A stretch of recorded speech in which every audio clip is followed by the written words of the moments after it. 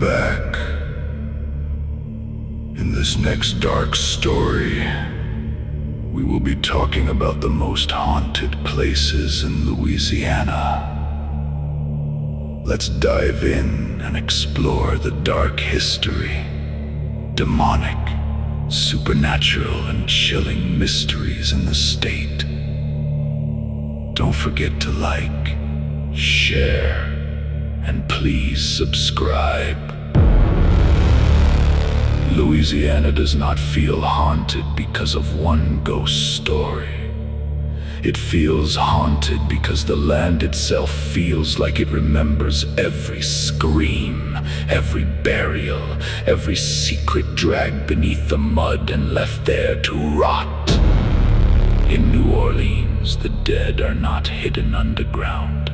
They rise in white tombs above the streets like a city built for spirits.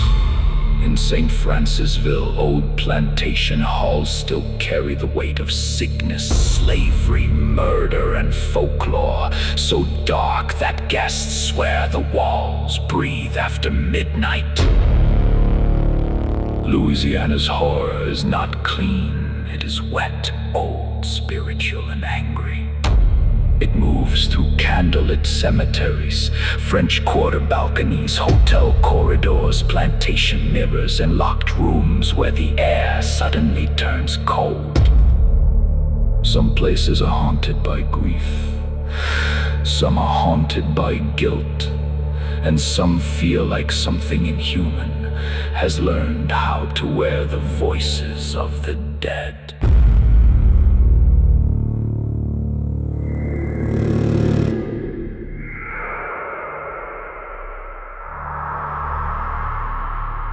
First on the list, the Myrtles Plantation sits in St. Francisville, like a beautiful corpse dressed for visitors. Built on a history of wealth, disease, slavery, death, and legends that refuse to stay buried. Its story begins in 1796. When David Bradford established the property then known as Laurel Grove. Over time, the house became tied to the Woodruff family, to the deaths of Sarah Matilda and two of her children, and later to the mysterious 1871 death of William Winter, who was killed near the front porch. That verified history is already dark enough, but the folklore goes further. The legend says a woman named Chloe, often described as an enslaved woman wearing a green turban, poisoned the family and was later killed for it. Historians dispute that version, but legends do not need permission to survive. At the Myrtles, the story lives in the walls, in the mirrors, and in the heavy silence that falls over the property after sundown. Visitors and overnight guests have reported the kind of hauntings that do not feel playful. They speak of phantom footsteps dragging across the floor, furniture moving in empty rooms, children appearing in reflections, and a mirror said to hold handprints that return no matter how often the glass is cleaned. Some claim to see a woman in old clothing standing at the edge of the house, watching from the shadows as if she is waiting to be recognized. Others describe the staircase, where the legend of William Winter's final movement has become one of the plantation's most chilling echoes.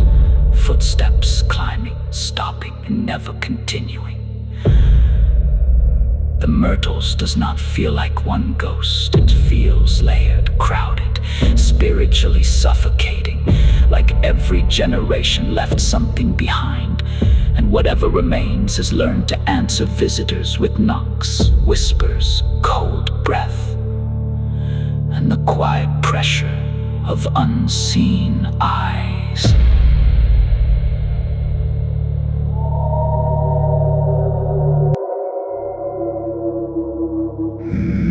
Next is the LaLaurie Mansion is not haunted because of a harmless ghost story.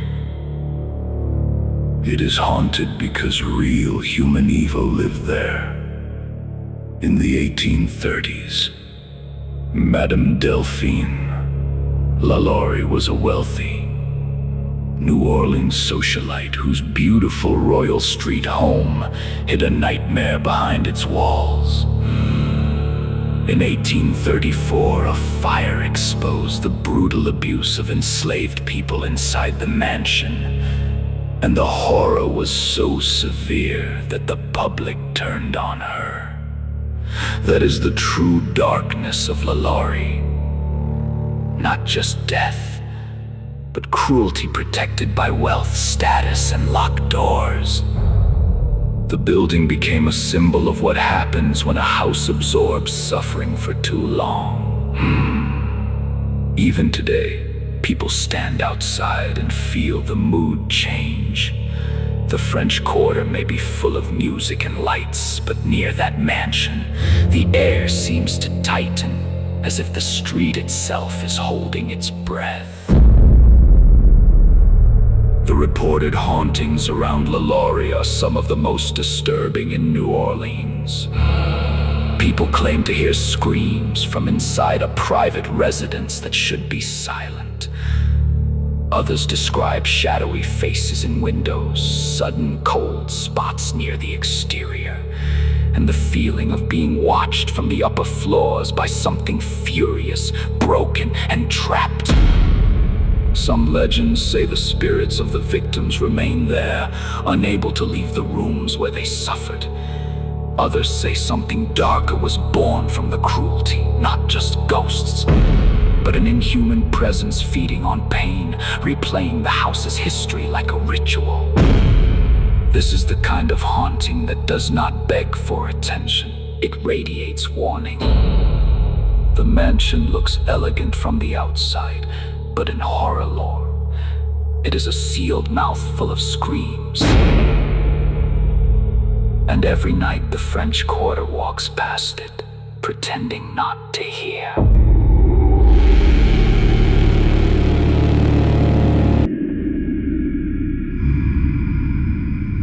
Now we're talking. The St. Louis Cemetery. Number 1 is not simply a graveyard. It is a city of the dead, established in 1789, crowded with above-ground tombs that look like small white houses for the departed. In New Orleans, the dead do not disappear beneath the earth. They remain visible, stacked in walls, sealed in family vaults, watching the living pass between narrow paths. The cemetery is famous for the tomb associated with Marie Laveau, the legendary voodoo queen of New Orleans. Her name carries power, mystery, devotion, fear, and misunderstanding. People have long left offerings, whispered wishes, and treated her resting place like a doorway between worlds.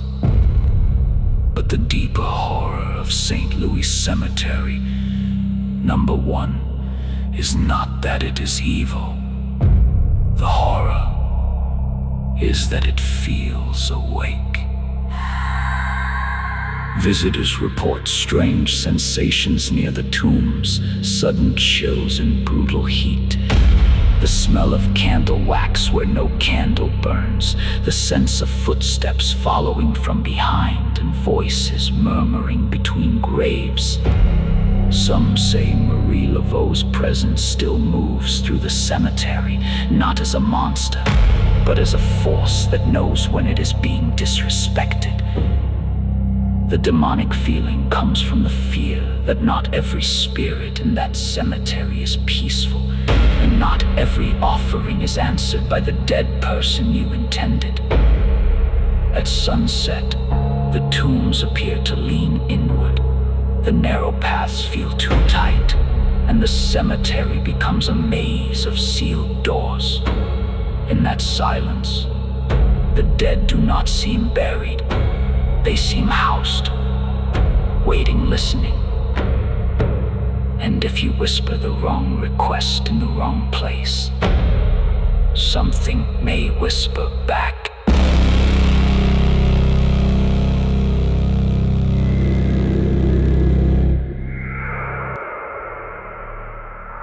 And finally, the Hotel Monteleone rises in the French Quarter with elegance, history, and a polished beauty that hides one of New Orleans' most famous hotel hauntings. It is known for luxury, literature, the carousel bar, and old-world charm. But after midnight, the hotel's haunted reputation takes over. The most famous spirit is said to be Maurice Begery, a young child who died in the hotel while his parents were away at the French Opera House. According to legend, his grieving mother returned again and again, hoping for one final sign, until Maurice appeared to her and told her not to cry. That story sounds gentle at first, almost comforting. But there is something deeply unsettling about a child's spirit wandering a hotel floor for over a century, still searching, still appearing, still tied to the place where his life ended. Guests have reported seeing Maurice on the 14th floor, hearing childlike laughter in empty hallways, and waking to the impossible feeling of a small presence moving near the bed. Some stories describe a child passing through the room, vanishing before the witness can speak. Others tell of elevators stopping on floors no one selected, doors opening to empty corridors, and sudden cold air drifting through sealed rooms. What makes Hotel Monteleone terrifying is the contrast. Downstairs, the lights glow, drinks spin around the carousel bar, and music fills the night. Upstairs, something small and pale may be walking barefoot down the hallway, looking for parents who will never return.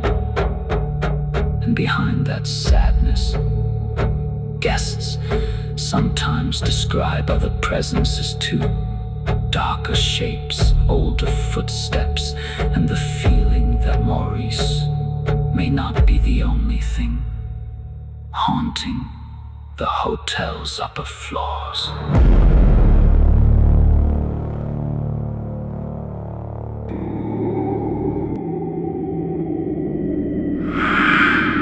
Thank you for your continued support. Please subscribe, like, and share. Your support helps motivate us to keep bringing you more true haunted stories, terrifying legends, and chilling paranormal mysteries.